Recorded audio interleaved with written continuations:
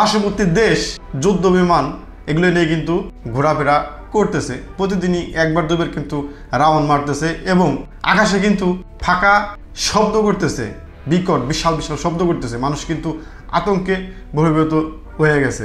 আসসালামু আলাইকুম, আশা রাখি সবাই অনেক ভালো আছেন।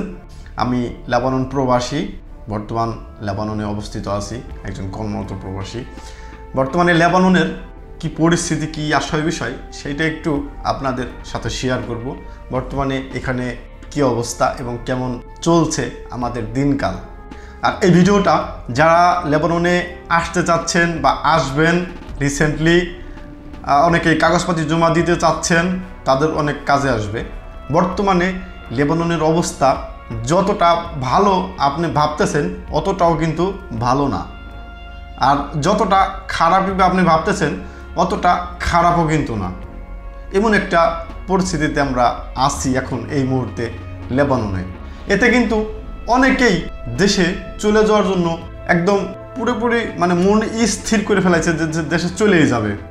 আবার এখন কিন্তু অনেকে এমনও আছে যে যদি মরতে হয় তাহলে লেবাননে মরবো, তারপরেও কিন্তু বাংলাদেশে যাব না, এরকম লোক আছে। তো এটা কিন্তু একান্তই যার যার ব্যক্তি এবং মতামত, এখানে কারো কোনো হাত নাই।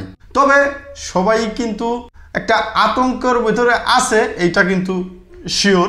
বর্তমান লেবাননে প্রবাসী যারা আছে এবং বিগত 3-4 দিন ধরে কিন্তু মোটামুটি এই লেবাননের আকাশে পার্শ্ববর্তী দেশ যুদ্ধ বিমান এগুলো নিয়ে কিন্তু ঘোরাফেরা করতেছে। প্রতিদিনই একবার দুবার কিন্তু রাউন্ড মারতেছে এবং আকাশে কিন্তু ফাঁকা শব্দ করতেছে, বিকট বিশাল বিশাল শব্দ করতেছে। মানুষ কিন্তু আতঙ্কে বহির্ভূত হয়ে গেছে।